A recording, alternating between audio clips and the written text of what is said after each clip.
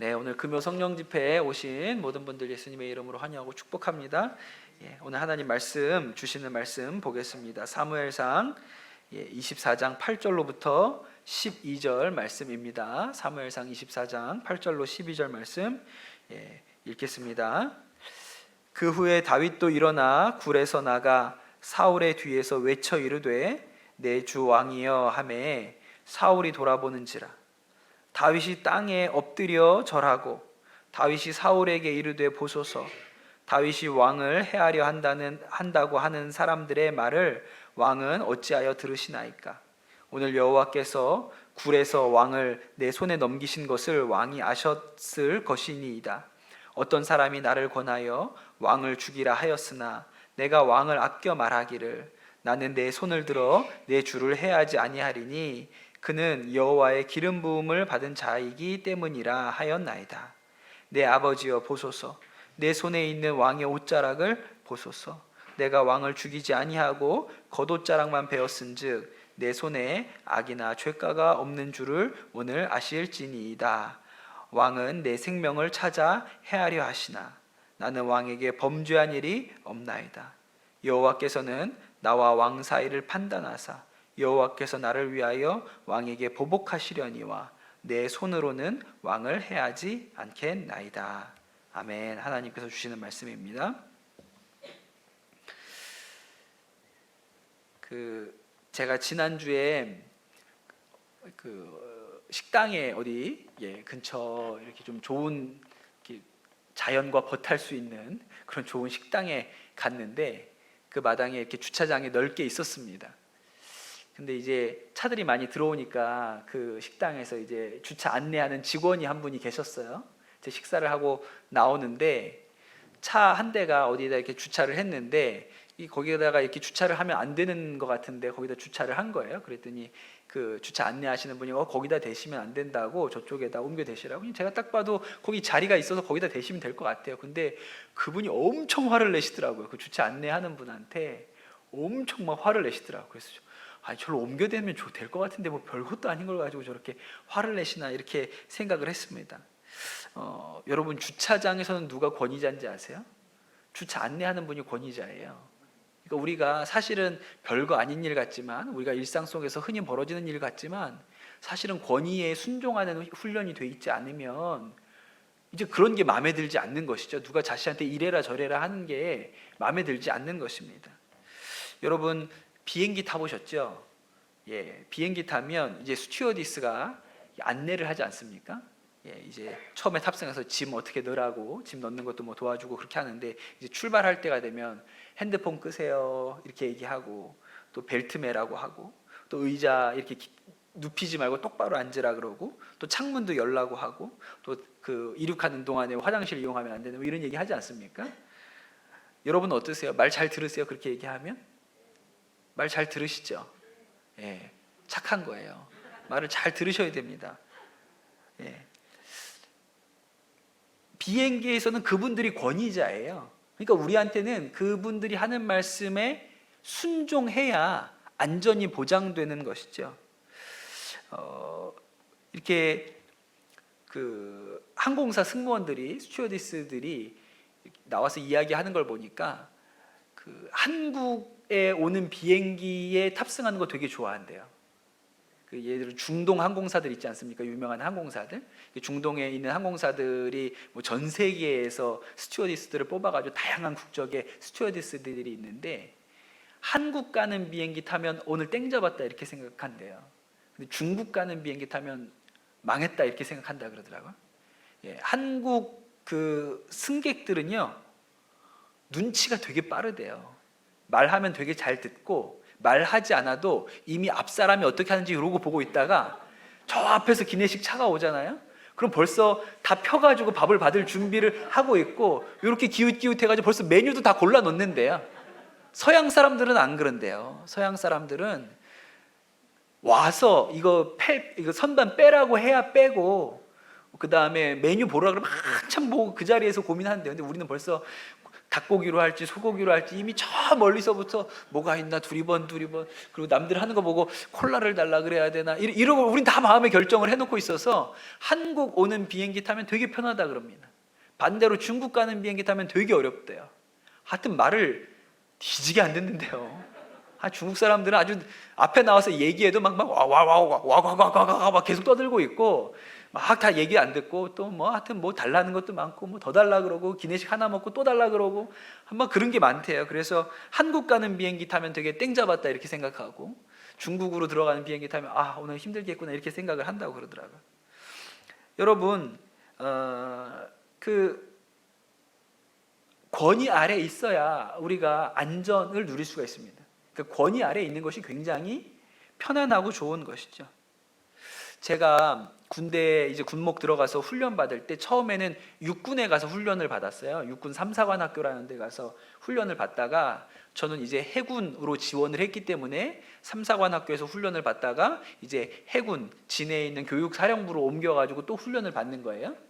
근데 그때 우리가 이제 해군으로 훈련 받으러 갈 때 우리 교관 중에 한 명이 육군 대위였는데 저희를 인솔해서 이제 진해까지 가신 거예요. 그렇죠. 누가 이제 우리를 데리고 가야 되니까. 근데 그걸 육군 대위가 우리 교관이었던 육군 대위가 우리를 인솔해서 이렇게 가셨거든요. 이제 그 진해에 가서 훈련을 받다가 2박 3일 동안 이제 함상 훈련을 해요. 진짜 배를 타고서 2박 3일 동안 독도까지 갔다 왔어요. 배 타고 진해에서 배 타고 독도까지 2박 3일을 갔다 왔는데 이제 배를 처음 타보지 않습니까? 저도 훈련생이니까 그런 군함을 처음 타봤을 뿐만 아니라 우리 그 같이 가셨던 육군 교관 대위도 육군이니까요 배를 처음 타보잖아요. 잘 모르는 거예요. 그래도 군인이니까 대위니까 다 이제 배에서도 예우를 하죠. 근데 그 함교 배를 조종하는 데를 함교라고 하거든요. 거기에 이제 배 함장님 제일 높은 분이 함장님 비롯해서 이제 거기에 타가지고 배를 운전하는 데가 함교라고 해요. 근데 함교에 제일 전망이 좋은데 의자가 있어요. 거기는 함장이 앉는 자리입니다. 그 배에서는 함장의 권위가 엄청난 거예요. 배에 대한 모든 결정을 그 함장이 하니까요. 그래서 그 함장이 앉는 자리가 있는데 거기에는 함장 외에는 절대로 누구도 앉지 않습니다. 뭐라고 얘기하냐면 대통령이 와도 못 앉는다 그래요. 배에서는 대통령보다 함장이 위인 거예요. 근데 우리 철없는 육군 대위가 우리는 소양 교육을 받았거든요. 우리는 해군이라서 우리는 교육을 받아가지고 거기는 함장만 앉는 자리다. 절대로 누구도 앉을 수 없는 있는 자리다 그랬는데 우리 육군 대위가 아무것도 모르고 거기 가서 앉았어요. 그랬더니 다른 해군들이 막 경악을 하는 거예요. 그래서 우리가 가가지고 빨리 내려오시라고, 교관님 빨리 내려오라고, 큰일 난다고, 대통령도 못 앉는데 거기 앉아 계시면 어떡하냐고. 그러냐 모르고 앉으신 거죠. 근데 여러분 대통령이 그 배에 탔다 그래봐요. 대통령이 그 배에 탔습니다. 대통령이 높잖아요. 그 함장보다 얼마나 높은 게 대통령입니까? 근데 여러분 대통령이 배에 타면요 함장의 권위 아래 있어야 안전한 거예요. 그렇잖아요. 배에 대해서 아무것도 모르고 바다에 대해서도 아무것도 모르는 대통령이 배에 탔다고 이제 이 배는 내가 조종하겠어 그러면은 배가 잘 갈까요? 아니죠. 권위 아래 있어야, 아무리 높은 대통령이라도 배에 탔으면 그 함장의 권위 아래 있어야 그가 안전하게 되는 것이죠. 그러니 권위 아래에 있는 것이 대단히 중요한 것입니다. 그래서 권위 아래에 있는 것은 우리가 하나님의 보호하시는 우산 아래에 있다. 그게 권위 아래에 있는 것이다 이렇게 생각을 해야 하는 거예요. 그러나 세상은 그렇게 얘기하지 않습니다. 보통 세상은 계속 우리에게 그 권위를 물리치라고, 권위에서 벗어나라고 충동질을 해요. 그리고 흔히 권위 아래에 있는 사람은 낮은 사람, 어린 사람, 약한 사람이라고 생각하고 권위를 행사하는 사람은 높은 사람, 그래서 권위자, 높은 데로 올라가야 된다고 얘기합니다. 권위 아래, 누구 아래에 있는 사람은 인생의 낙오자요 실패자라고 생각하게 만들어요. 그런데 여러분 사실은 우리 인생에 권위자가 있다는 것은 대단히 좋은 일이죠. 제가 지금 담임 목회를 하지 않습니까? 1년 4개월, 5개월쯤 됐는데 담임 목회를 한지.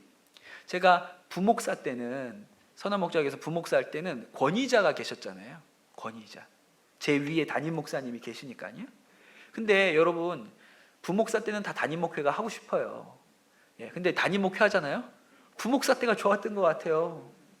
왜냐하면 제 위에 권위자가 있다는 것은 저를 올가매는 족쇄가 아니고요, 보호막이 하나 있는 거예요.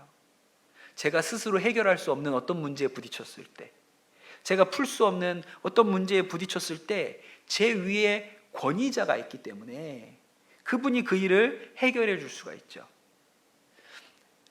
예를 들어서 제가 교회 학교 사역을 하다 보니까 아이들 데리고 수련회 갔다가 이렇게 아이들이 다치는 일이 있어요. 그러면 일단 병원에 갔다가 이제 부모님이 오시거나 이렇게 하면 이제 그런 문제를 해결하려고 제가 따라가는 거예요. 제가 수련회 같은 데 가면 사실은 거의 역할이 없는데 다들 전도사님, 선생님들이 하시는데 목사가 왜 따라가냐면 문제가 생기면 그 문제를 해결하려고. 그래서 누가 다치고 그래가지고 그럼 막 부모님이 막 이제 막 얼굴이 질려가지고 아이가 다쳤다 그러니까 막 오시잖아요. 그럼 제가 가가지고 병원에서 기다렸다가 인사드리고 뭐 괜찮다고 설명해드리고 이런 일을 제가 하는 거예요. 그럼 이제 저한테는 좀 오시면 막 깜짝 놀라서 오셨으니까 얼마나 당황스러우시겠어요. 그러니까 저한테는 막 쌀쌀 맞으세요. 제가 나가 있어도 뭐 무슨 일이 막 이렇게 화가 나 있죠. 뭐 당연하다고 생각을 합니다. 근데 이제 저는 이제 일단 그렇게 말씀드리거든요. 그런 다음에 이제 교회에다가 보고를 하죠. 그 우리 목회기획 목사님한테 보고를 해요. 누가 아이가 이렇게 다쳐서 병원에 가는 일이 있었습니다. 그러잖아요. 그러면 유기성 목사님이 그 부모님한테 전화를 해줘요. 그럼 풀려요. 아니 제가 얘기하면 잘 안 풀리고요. 유기성 목사님이 전화해가지고 아유 죄송합니다. 아이가 다쳤다고 들었는데 기도하겠습니다. 그러면 아이고 목사님 감사합니다. 감사하긴 뭐가 감사해, 애가 다쳤는데. 근데 유기성 목사님이 전화하면 감사하다 그러는 거예요. 그러니까 보호막이 있죠. 제가 할 수 없는 어떤 한계에 위에 보호막이 있는 거예요. 그러니까 권위가 좋은 것입니다. 권위 아래에 있는 것이 사실은 우리가 하나님의 보호 아래에 있다고 생각해야 하는 것이죠. 사실 권위의 꼭대기에 올라간 사람들이 있어요. 사람 중에서도 뭐 그렇죠. 지금 저는 이제 담임 목회를 하니까 교회에서는 제가 권위의 제일 위에 있지 않습니까? 그럼 모든 결정을 제가 하고 제가 책임져야 되는 거예요. 제가 잘못하면 제가 책임져야죠. 누구를 대신 지금도 막 유 목사님 와서 수습 좀 해주세요. 목사님 죄송해요. 제가 사고 친 것 같은데 와서 좀 이렇게 할 수 없는 거예요. 여기는 제가 뭔 잘못을 했으면 제가 해결을 해야 하는 것이죠. 그러니 사실은 권위의 최고 위에 올라가 있다는 것은 대단히 불안한 일입니다. 성경을 보면 무소불위의 권위를 가졌던 사람들이 있어요. 권위의 최정점에 올라갔던 사람들 누가 있을까요? 바로 왕, 느부갓네살 왕, 이런 사람들이요. 한 나라의 왕이었던 사람들이 권위의 최정점에 있잖아요. 근데 바로 왕도 그렇고 느부갓네살 왕도 그렇고요, 공통점이 있어요. 뭘까요? 그렇게 꿈을 꿔요. 무슨 꿈? 악몽이요. 그들이 권위의 최꼭대기에 있었거든요. 뭐든지 자기가 결정해야 되는 거예요. 물어볼 사람도 없어요. 결국 자기가 결정해야 되는데 그 사람들은 밤마다 악몽에 시달려요. 왜 그렇죠? 물어볼 사람이 없으니까, 보호해 줄 사람이 없으니까 겁이 나는 것이죠. 그러니 이 권위의 꼭대기에 올라간 사람들은 늘 불안합니다. 왜요? 누가 거기서 끌어내릴까 봐, 실수해서 끌려 내려올까 봐. 이게 불안한 거예요. 소련의 스탈린이라는 사람이 있죠. 독재자. 뭐 2차 세계대전을 승리로 이끌었으니 뭐 절대 권력을 소련에서 가졌던 사람 아닙니까? 수많은 사람을 죽였고 유배했고 또 숙청했고 뭐 그런 사람이 몇 천만 명이 죽었다고 그렇게 얘기하지 않습니까? 그런데 이 서슬이 시퍼렀던 스탈린이 죽습니다. 그리고 소련에서 무슨 일이 벌어지죠? 격하운동이 일어나요. 스탈린이 살아있을 때까지 스탈린이 무호했다고요. 스탈린은 오류가 없었어요. 근데 딱 스탈린이 딱 죽고 나니까 후르쇼프라는 지도자가 등장을 해서 스탈린을 깎아내리기 시작하죠. 그걸 격하운동이라고 하거든요. 스탈린의 독재가 틀렸다, 그렇게 이야기하지 않습니까? 그러니까 살아있을 때 못하지만 죽으니까 끌어내리는 거예요. 근데 이 일을 보고 섬찟하고 두려움을 느꼈던 사람이 누구예요? 중국의 마오쩌둥이에요. 마오쩌둥이 스탈린이 죽었을 때 살아 있었거든요. 그리고 스탈린이 뭐 살아 있을 때는 거의 신격화되었는데 죽고 나니까 막 사람들이 끌어내리는 거예요. 그거를 마오쩌둥이 보니까 나도 저렇게 되겠구나. 나도 죽으면 저렇게 될지 모르겠다. 그때 마오쩌둥이 이제 그 일선에서 물러나 있었거든요. 2세대 지도자들이 중공의 2세대 지도자들을 세워가지고 한 발 뒤에 물러나 있었는데 이 스탈린 격하 운동이 벌어지는 걸 보고 큰일 났다. 나한테도 저런 일이 생기겠다. 그래서 뭘 하죠? 문화 대혁명을 했어요. 그래서 젊은 애들, 청소년들 불러가지고 홍위병들이라고 세워가지고 모든 권위를 다 까부숴라. 모든 권위. 학교 선생님 끌어내려. 니네 부모도 끌어내려. 다 광장에다 몰아놓고 인민재판을 해가지고 뭐 목사, 종교 지도자뿐만 아니라 학교 선생님, 어른, 뭐 마을 지도자, 이장, 하여튼 높은 사람들, 권위 있다는 사람들을 다 끌어내려가지고 그들을 수치를 주고 모욕을 주고 그렇게 하지 않았습니까? 그 영향 때문에 아직도 중국 사람들이 비행기를 타면 그렇게 하는 거예요. 말을 안 들어요. 그때 하도 권위를 다 끌어내려가지고 말을 들을 생각이 없어요. 그건 뭐 제 생각입니다만. 예? 그러니까 권위가 붕괴된 사회를 만든 거예요. 근데 마오쩌둥이 겁이 났죠. 자기 권위가 붕괴되려고 나머지 권위들을 다 무너뜨리는 그런 일들을 했습니다. 그런데 여러분, 그 권위라는 것이, 스탈린의 권위, 마오쩌둥의 권위라는 것이 정말 서슬이 시퍼렇고 무서운 것처럼 보이지만 사실은 이 권위라는 게요, 아주 순식간에 붕괴합니다. 이걸 무너뜨리려고 마음먹잖아요? 그러면 순식간에 무너져 내려요.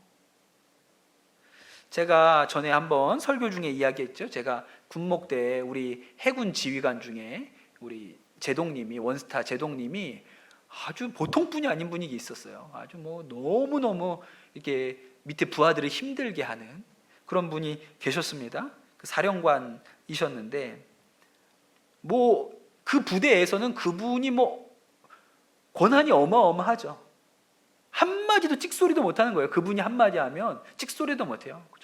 저도 한번 불려가가지고 뭐 얼마나 막 화를 내시는지, 제가 이제 문 밖에 서 있는데 저를 앉혀놓고 화는 못 내시고 문 밖에 서 있는데 다 들리게 막 화를 막 내시는 거예요. 뭐 그런 분이에요. 그러니까 군대에서도 목사한테 그럴 정도면 대단한 거예요. 근데 여러분, 이분의 권위를 어떻게 하면 붕괴시킬 수 있습니까? 전역하는 대위들이 안 간 거예요. 어차피 나 그만두고 나갈 건데 못하러 가서 인사해요. 아무도 안 와요. 전역 신고해야 되는데 아무도 안 와요. 그러면 이 지휘관이 아무리 서슬이 시퍼라도 어떻게 해요? 그냥 맥없이 기다리고 있는 거예요. 그러니 권위라는 것이 자신이 대단한 권위를 가지고 있는 것처럼 보여도 밑에 사람들이 지켜주지 않잖아요? 그러면 한순간에 붕괴하는 거예요. 여러분 한번 생각을 해봅시다. 직장 상사가 있어요. 부장님, 아주 뭐 진짜 이제 무서운 부장님이 하나 있다고 생각을 해보세요. 아주 막 밑에 있는 부하 직원들을 이잡듯이 하는 부장님이 있어요. 그러니까 뭐 그때는 그 부장님의 권위가 대단하죠.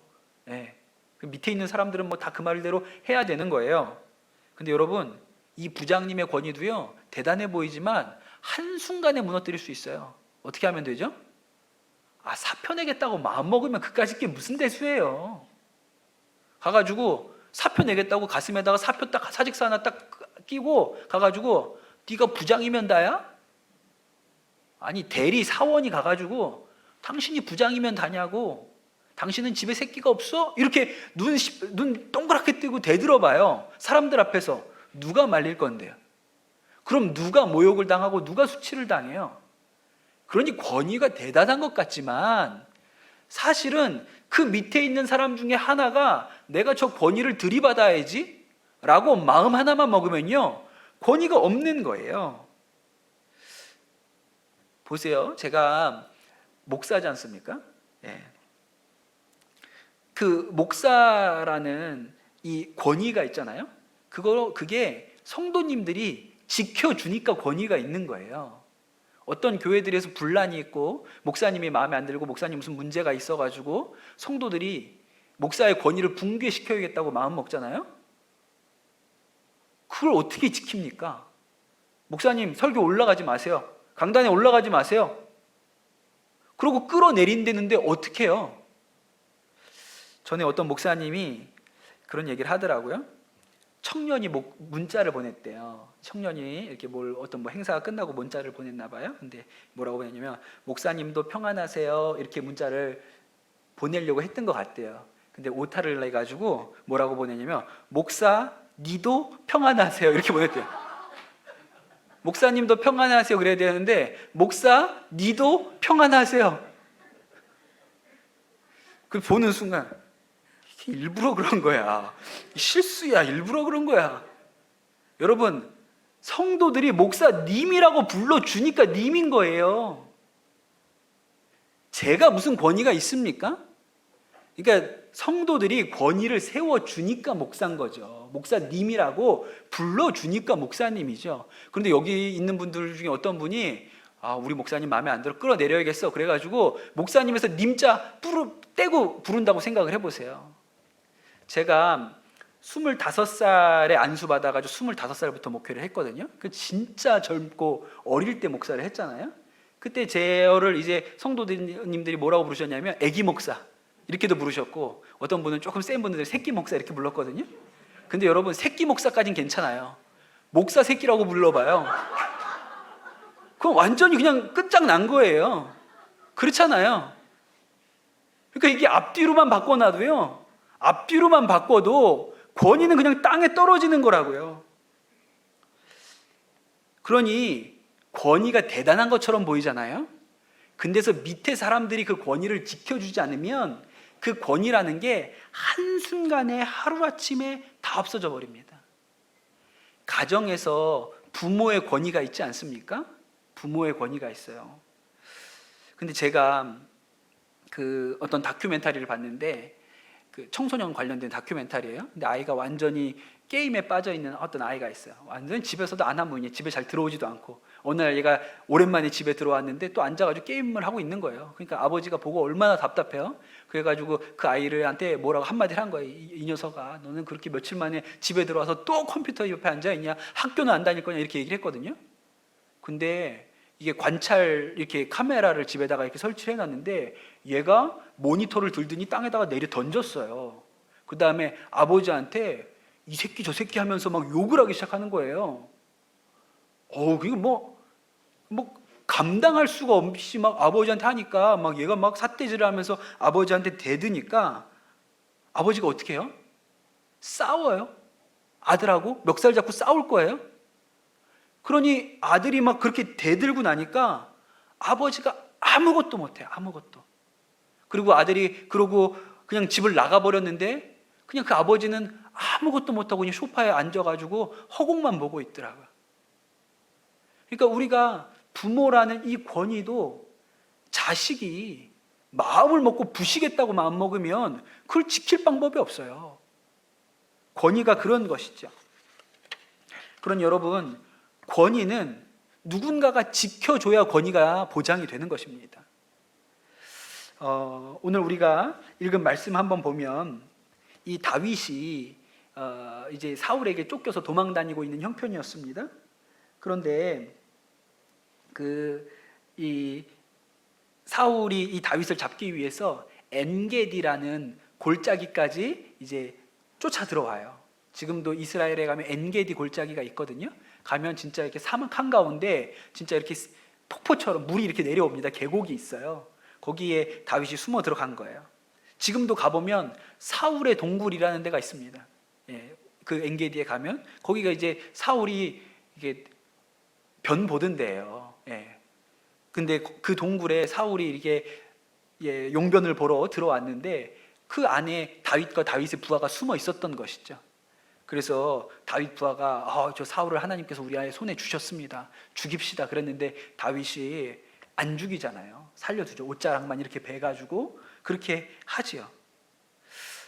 그리고 나서 사울은 그것도 모르고 용변을 다 보고 밖에 나갔습니다. 그래서 저기 나가서 저마침 가니까 그제서 이제 다윗이 나와서 사울 왕을 부르는 거예요. 여러분 같으면 뭐라고 부르겠어요? 사울을. 저기서 이제 사울이 저만큼 이제 가고 있어요. 응가하고 저만큼 가고 있어요. 그럼 여러분 그 등 뒤에 대고 뭐라고 부르겠어요? 사울이 나쁜 놈아 이렇게 부르지 않겠습니까? 조금 상스럽게 야 이 새끼야 이렇게 부르지 않겠어요? 다윗이 뭐라고 불렀는지 아세요? 뭐라고 불렀는지 내 주 왕이여 이렇게 불렀어요. 오늘 이 말씀 8절에 보세요. 다윗이 일어나 굴에서 나가 사울의 뒤에 외쳐 이르되 내 주 왕이여 이렇게 불렀어요. 아니 자기 죽이려고 길을 쓰고 쫓아다니는 사람인데 그 왕한테 뭐라 그래요? 내 주 왕이여 이렇게 불렀다고요. 그러니까 사울이 이렇게 뒤돌아봐요. 그리고 다윗이 뭐 했어요? 메롱 메롱 야 이놈아 이랬습니까? 그렇게 안 했어요. 성경에 뭐라고 기록하냐면 다윗이 땅에 엎드려 절하고 그랬어요. 그럼 여러분 다윗은요 사울의 권위를 끝까지 지켜준 사람이에요. 11절에 보면 다윗이 사울에 대하여 뭐라고 얘기합니까? 내 아버지여 보소서 이렇게 말해요. 그러니 이 다윗은 사울이 자신을 죽이려고 아주 길을 쓰고 쫓아다니는데도 불구하고 그를 왕으로서의 권위를 끝까지 지키려 주려고. 그러니 권위는 사울이 지킨 게 아니고요 다윗이 사울의 권위를 지켜준 것이라고요. 여러분 우리가 권위 아래에 있는 것이 단순히 힘이 약하고 뭐가 부족해가지고 누구의 권위 아래에 있는 게 아니고요 우리가 스스로 그 사람의 권위를 지켜주고 있다는 것을 알아야 돼요. 되게 특별한 거예요. 누군가의 권위를 지켜주는 사람이 복된 자입니다. 그의 권위 아래에 있는 게 복된 거예요. 이런 일들이 가정에서 일어납니다. 뭐든지 아주 잘하고 똑소리 나는 아주 젊은 엄마가 있어요. 그냥 하여튼 가정 살림이고 애들 양육하는 거고 못하는 게 없이 아주 똑소리 나는 어떤 젊은 엄마가 있습니다. 근데 남편은 조금 이렇게 보면 흐리멍텅해요. 뭘 해도 잘 못해요. 그러니까 남편이 뭘 하면 아내가 볼 때는 너무너무 답답한 거예요. 아유, 우리 남편은 왜 저런 것도 제대로 못하나? 그러니까 늘 남편한테 잔소리하죠. 왜 이걸 못해? 왜 이것도 잘 못하는 거야?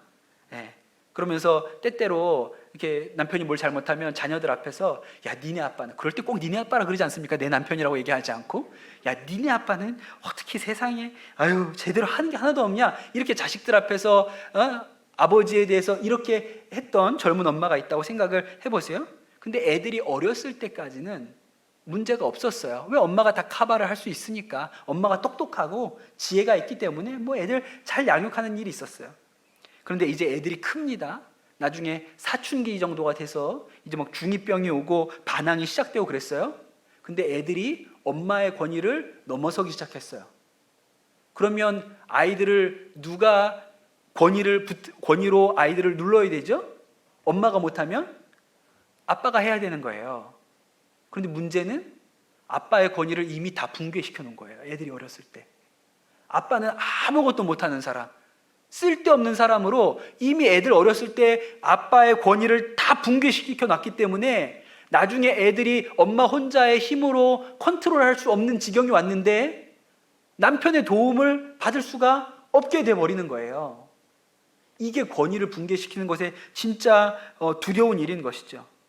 그러니 여러분 대체로 아내들이 영리하고 지혜롭고 현명하고 싹싹하고 잘합니다. 남자들은 좀 모자라요. 그래서 남편의 권위를 아내가 세워줘야 돼요. 예를 들어서 애들이 아빠한테 전화를 했습니다. 아빠 나 오늘 뭐 먹고 싶어? 뭐 좀 사와? 이렇게 전화를 했어요. 그래서 아빠가 저녁 때 뭐 이렇게 사왔는데 애들이 사오라는 거를 안 사오고 엉뚱한 걸 사온 거예요.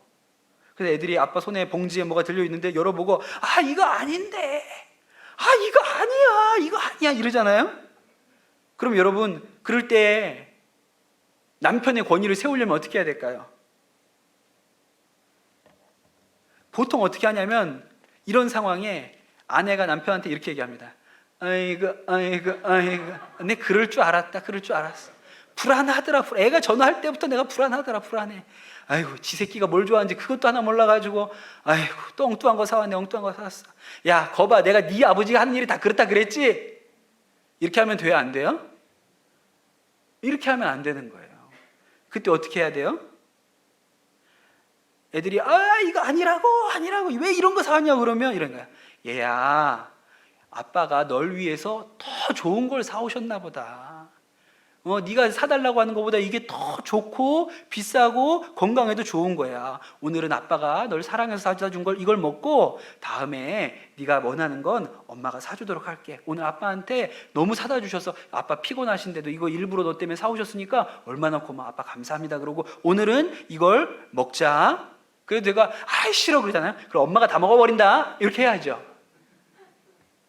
그래서 아빠의 권위를 이렇게 세워줘야, 권위를 세워줘야 권위가 쓰지요. 스스로 권위를 어떻게 세웁니까?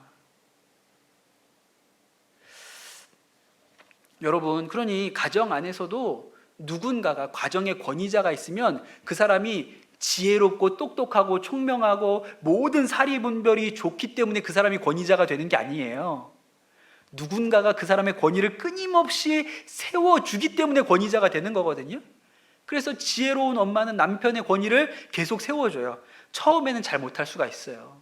엉뚱한 거 사올 수도 있어요. 잘 마음에 안 들게 할 수도 있어요. 그런데 계속 권위를 세워주면 그 권위에 합당한 자가 됩니다. 그럼 나중에 정말 필요할 때 그 권위를 남편을 통하여 사용할 수 있는 거예요. 그 권위의 울타리 안에 가정이 들어갈 수 있게 되는 것이죠. 그런데 그거를 다 깎아버리면 내 보호막이 사라지는 거예요. 그러니까 우리가 권위를 세우는 것이 대단히 중요한 것이죠. 그러면 여러분, 사람과 사람 사이에서도 우리가 누군가가 권위가 있으면 세워줘야 돼요.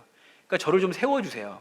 예. 제가 이 교회 목사잖아요. 그러니까 여러분이 저를 세워주셔야 돼요. 잘한다. 잘못해도 잘한다. 이래야 권위가 쓰는 거예요. 속장님한테도 우리 속장님 교회에서 세웠으면 우리 속장님 좋은 속장님.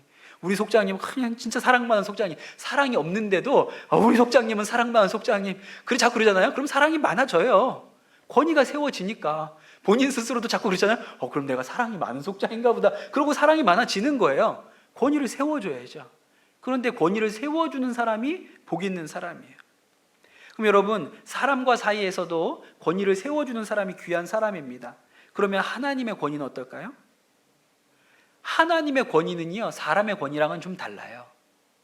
사람의 권위는 누군가가 세워줘야 권위가 쓰잖아요. 그렇죠? 부하가 세워주고 자녀들이 세워주고 성도들이 목사의 권위를 세워줘야 권위가 서거든요. 근데 하나님의 권위는 그런 게 아니에요. 누가 세워줄 필요가 없어요. 왜냐하면 그냥 하나님 자체로 하나님이시니까. 하나님이 빛이 있으라 하시면 빛이 있잖아요. 그러니까 이게 무슨 권위를 누가 세워주고 말고 할 필요가 없는 거예요. 그래서 하나님께서 그 모세한테 자신을 알려주실 때 뭐라고 얘기하십니까? 나는 나다 이렇게 얘기하시잖아요. 그러니까 뭘 설명할 다른 게 없는 거예요.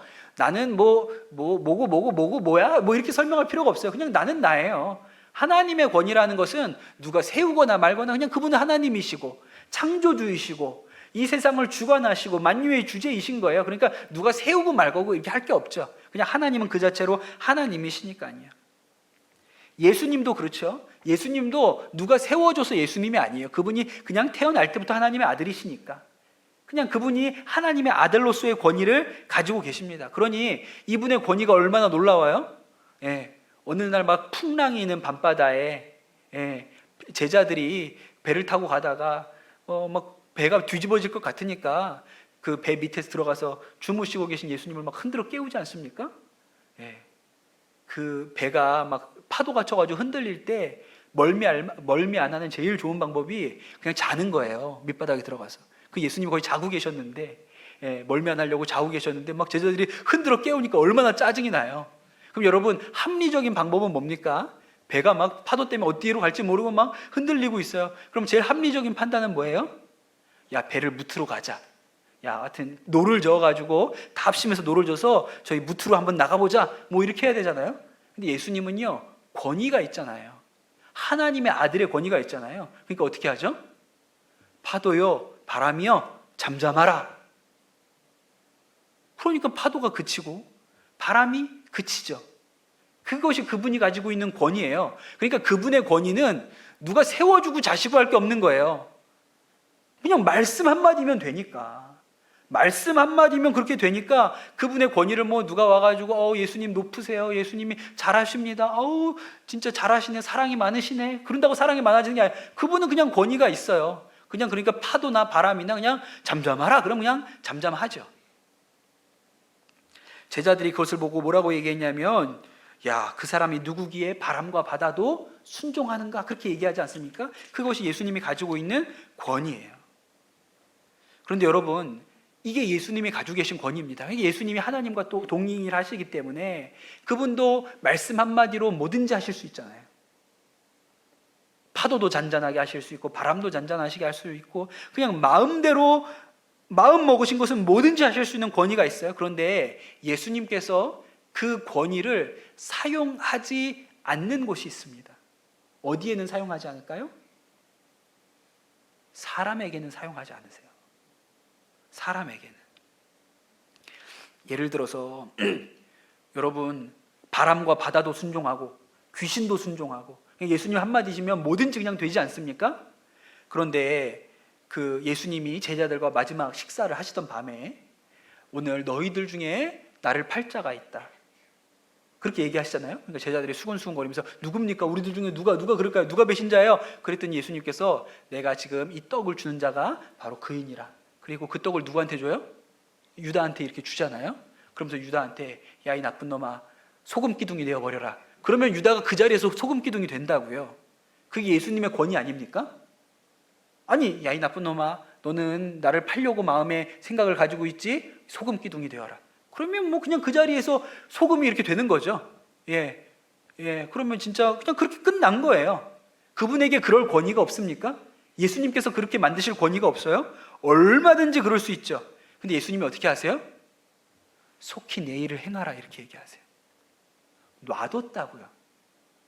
본인이 그 자리에서 이놈 새끼 이거 나쁜 마음 품고 있어, 넌 돌덩이가 되라. 그럼 돌이 될 텐데 그렇게 하지 않고 그냥 놔두신다고요. 속히 내 일을 행하라, 그래요. 그러니까 사람한테는 그 권위를 쓰지 않으세요. 바람과 바다한테는 그 권위를 쓰지만 사람한테는 베드로, 나를 바라봐, 나를 바라봐, 나를 바라봐, 이렇게 하고서 뿅 하고 너는 이제 용기 있는 자가 될 것이다, 이렇게 하지 않는다고요. 너는 절대로 나를 배반할 수 없는 자가 될 거야, 뿅, 이렇게 하지 않아요. 그냥 놔두죠. 사람에게 그 권위를 쓰지 않으세요. 제가 청소년들 목회하다 보면 우리 교회 아이들은 예배를 굉장히 잘 드리는 편입니다. 잘 모르시겠지만 우리 아이들이 요 앞에서 예배를 드리잖아요. 그리고 엄마 아빠가 다 뒤에서 이제 불꽃 같은 눈동자로 이 녀석들이 어떻게 예배 드리는지 막 보고 있잖아요. 그러니까 얘네들이 사실은 상당히 위축되어 있어요. 그냥 청소년 예배를 가잖아요. 별의별 애들이 다 있어요. 이어폰 끼고 있는 애들이 있어요. 예배 시간 내내. MZ세대의 특징이라면서요. 저는 이어폰을 끼고 있어야 저는 집중이 잘 됩니다, 이러면서 저는 이어폰을 끼고 있어야 집중이 더 잘 되는데요, 이러면서 그냥 애들이 이어폰 끼고 있거든요. 그러니까 이제 그냥 완전히 태도를 보면, 목사는 그냥 네가 막 하고 싶은 대로 해라. 걔는 님 안 붙일 거예요. 아마 집에 가서는 목사 니도 잘하세요 이러겠죠. 그래요. 그냥 아나무인이에요. 그냥 계속 핸드폰 하고 있고 이런 애들이 있어요. 하나님이 저한테 권세를 주시고 권위를 주시면 나는 소금 기둥으로 만들어버리고 싶어요. 그런 놈들은 그냥 기자리에서 소금 기둥이 되라. 그래가지고 한두 놈만 소금 기둥이 돼봐요. 예배 드리다가 한 두 놈이 앞에서 막 이어폰 끼고 있다가, 너 이어폰 끼고 있는 놈 소금 기둥 되라. 근데 소금 기둥이 바짝 돼요. 그럼부터는 예배 분위기가 얼마나 좋아지겠습니까? 막 집중도도 향상되고 그러지 않겠어요? 근데 그런 일이 생깁니까? 안 생깁니까? 안 생겨요.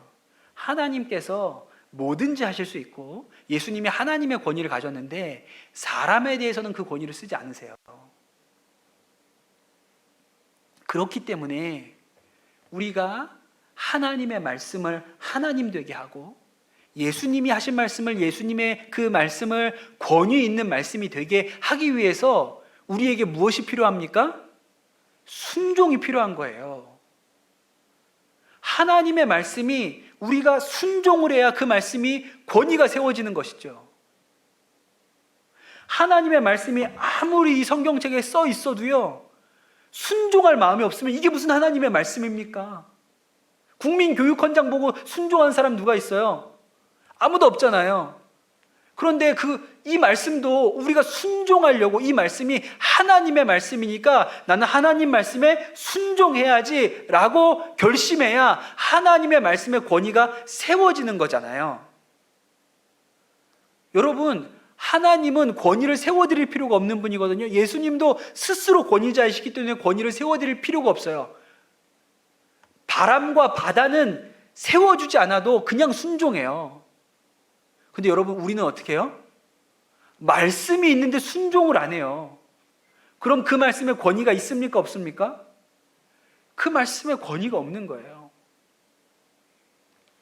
다윗이 사울을 살려주지 않았습니까? 2번이나 살려줬잖아요. 예, 2번이나 사울을 죽일 수 있는 기회가 2번이나 있었음에도 불구하고 살려주었습니다. 죽이지 않았어요. 근데 왜 다윗이 이 사울에게 손대지 않았을까요? 왜 사울에게 손대지 않았어요?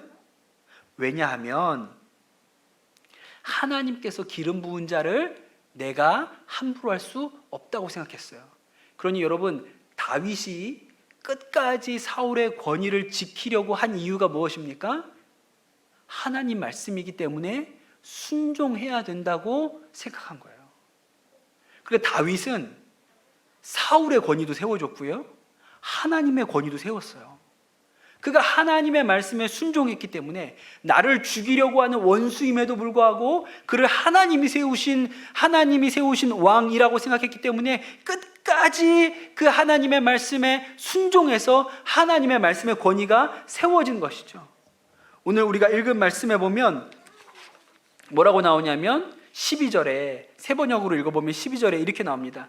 이제는 주님께서 나와 임금님 사이에서 재판관이 되시고 나의 억울한 것을 주님께서 직접 풀어주시기 바랍니다. 나의 손으로는 직접 임금님께 해를 끼치지 않겠습니다. 다윗은 자신 위에 있는 사울의 권위도 인정했고요, 사울 위에 있는 하나님의 권위도 인정한 거예요. 그러니까 사울이 계속 악한 권위로 자신을 힘들게 했지만 사울의 권위도 인정하고 그것보다 더 높은 하나님의 권위도 인정했기 때문에 사울이 악하게 하는 것에도 그가 받아들일 수 있었던 것이죠. 하나님이 재판장이시기 때문에 의로우신 재판장께서 해결하실 때까지 나는 기다린다, 이렇게 생각을 했던 것이에요. 그러니 여러분, 다윗이 하나님께 순종함으로 말미암아 하나님의 말씀의 권위를 그가 세운 것이죠.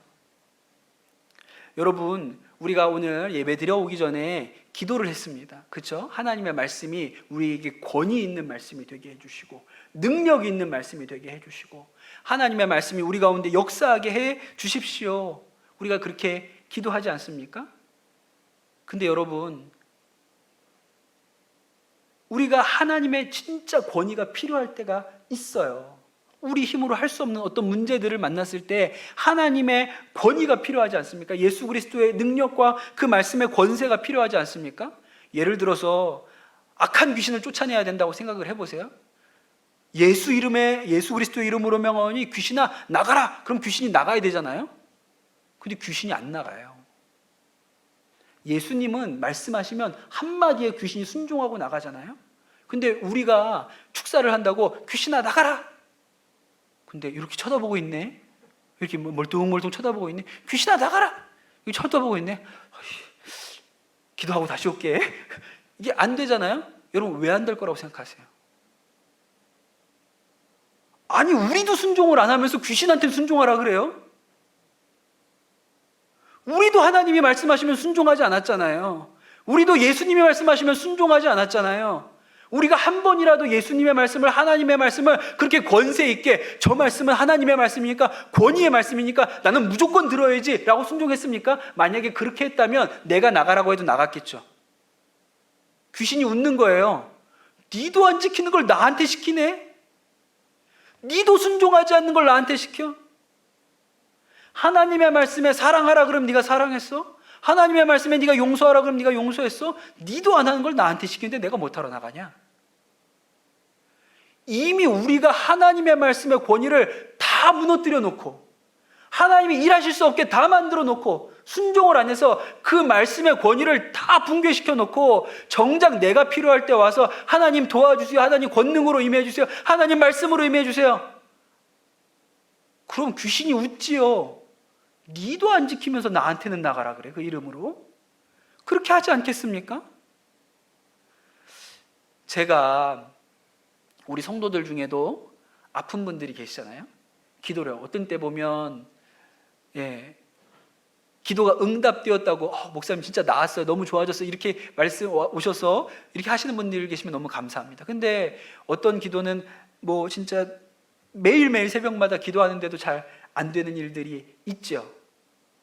그게 잘 안 되는 일이 있어요. 제가 분명히 기도할 때 예수 그리스도 이름으로 명하노니 이 병마의 권사는 떠나갈지어다, 사라질지어다, 예수 그리스도 이름으로 선포하잖아요. 근데 안 낫는 거예요. 근데 제가 오늘 말씀 준비하다 깨달은 거예요. 그 병마가 저한테 이러는 거죠. 니도 안 지키면서 나한테 나가라 그러냐? 너는 예수 그리스도의 이름으로 말하면 너는 순종했어? 너는 그 예수님, 살아계신 하나님의 아들이 권세 있게 말하면 죄를 끊으라 그러면 넌 끊었어? 니도 안 끊으면서 뭘 나한테는 병마의 권세를 나가라 그래? 이미 우리가 하나님의 말씀을 하나님의 말씀으로 듣지 않고 순종하지 않아서 그 말씀의 권위를 우리가 다 붕괴시켜버리고 우리가 다 깡그리 무시해놓고 정작 내가 필요한 상황이 돼가지고 하나님 예수 그리스도 이름으로 명하니, 아무리 말해봐요 니나 잘하세요. 니도 순종하지 않으면서 무슨 귀신한테 나가라 그러고 무슨 권세가 굴복하라 그러고 귀신아 떠나가라 그러고 병마의 권세가 떠나가라 그러는데 너도 순종 안 하는데 예수 그리스도의 이름이라고 이름만 붙이면 그 병마가 그 질병에 순종하겠습니까? 우리가 하나님의 말씀의 권위를 우리가 다 붕괴시킨 거예요. 순종 안 하니까. 진짜 하나님이 말씀했어 봐요. 진짜 하나님이 우리 가운데 임재하셔서 눈앞에 나타나셔서 예수님이 우리 가운데 얘기하셨으면 했을 텐데. 근데 우리가 기도하다가 그냥 마음을 주셨어. 그냥 주신 것 같아. 근데 하기 싫은 일이에요. 하나님, 이건 너무 힘드네요. 이건 너무 부담스럽네요. 그래도 이건 제가 꼭 해야겠어요. 이건 하지 말라고 하지 마세요. 그렇게 해서 하나님이 말씀하셨음에도 불구하고 우리가 그 말씀의 권위를 다 붕괴시켜버리고 정작 내가 필요할 때 병마의 권세를 떠나라, 악한 것들은 나가라, 우리 자녀를 사로잡고 있는 악한 권세를 나가라, 우리가 그렇게 부르짖어도 왜 역사가 일어나지 않습니까? 우리가 다 말씀을 붕괴시켜버렸으니까. 그 말씀의 하나님의 능력을, 권세를, 그 권위를 우리가 다 붕괴시켜버렸으니까. 여러분, 우리가 완전하게 순종했다고 생각을 해보세요. 그 하나님의 말씀대로, 우리 가운데 하시는 말씀대로 헌신하라, 죄에서 떠나라, 사랑하라, 용서하라 하시면 우리가 하나님 말씀이니까 난 무조건 순종합니다 라고 해보세요. 그럼 여러분, 우리가 질병에 대하여, 병마에 대하여, 또 우리를 사로잡고 있는 악한 영적인 권세에 대해서, 우리 가정을 사로잡고 있는 악한 세력에 대해서 예수 그리스도 이름으로 떠나라 그러면 벌벌 떠나죠. 왜? 내가 이미 권위를 인정했으니까. 선포하는 내가 이미 권위를 인정하고 나는 그 이름의 능력, 그 권위대로 내가 순종하니 그 일에 대고 내가 떠나라고 하고 말씀이 이루어져라 그러면 이루어지지요. 이것이 권위의 능력입니다. 그럼 여러분, 권위는 내가 순종으로 세우는 거예요. 하나님의 말씀의 권위는 내가 순종으로 세우는 것입니다. 우리가 사람도 우리 조직 안에, 교회 안에, 가정 안에, 속회 안에 권위자가 있어야 되죠. 어디 가나 권위자가 있어야 되잖아요. 우리가 세워주는 거예요. 주차장에다 주차할 때 그냥 되려는 대로 되세요. 지켜주세요. 그분 권위 우리가 세워줘야지. 교회에서 목사님이 얘기하면 아닌 것 같아도 들어봐요. 목사님이 모르고 시키고 잘못 시킬 수도 있어요. 근데 자꾸 잘못 시키는데도 계속 하잖아요. 그러면 고마워서 나중에 바뀌게 돼 있어요. 권위가 세워진다고요. 가정에서도 남편을 세워주세요. 자녀들 앞에 계속 세워주세요. 그럼 권위가 서요. 그럼 나중에 바르게 가게 돼 있어요. 근데 여러분, 하나님의 말씀도 그런 거예요. 우리가 순종으로 하나님의 말씀의 권위를 세워야 정작 내가 필요할 때, 우리가 필요할 때 그 권위를 대로 예수 그리스도의 이름으로 명하면 악한 것이 나가지요. 귀신이 떠나가지요. 예, 질병이 고쳐지지요. 그런데 정작 우리는 순종하지 않으면서도 질병한테는 순종하라 그러고, 우리는 순종하지 않으면서 악한 귀신한테는 순종하라 그러고, 아니 귀신이 웃는 거예요. 니도 안 하는 걸 왜 나한테 시키냐. 여러분, 저는 오늘 이 말씀을 통해서 우리 정말 강남 선한목자교회 성도들이 하나님의 권위 아래 서시는 분들이 되시기를 축복합니다. 우리가 말씀의 권위를 우리가 세우는 거예요. 순종으로. 아멘입니다. 하나님 말씀에 나오면 그냥 나는 아멘 이라고 순종하니까 우리가 질병에 대고 주의 이름으로 명하노니 질병아 떠나가라. 그럼 질병이 떠나가지요. 우리가 하나님이 뭐라든지 말씀하시면 아멘 하고 하는데 악한 귀신을 만나면 나가라. 우리 가정을 사로잡고 있는 악한 영은 떠나가라. 야, 그럼 떠나죠. 말씀의 권위가 이미 내 안에 서 있으니까요. 여러분, 그런 권세와 권위가 여러분에게 있게 되시기를 축복합니다. 우리 같이 찬양하고 기도하면 좋겠습니다.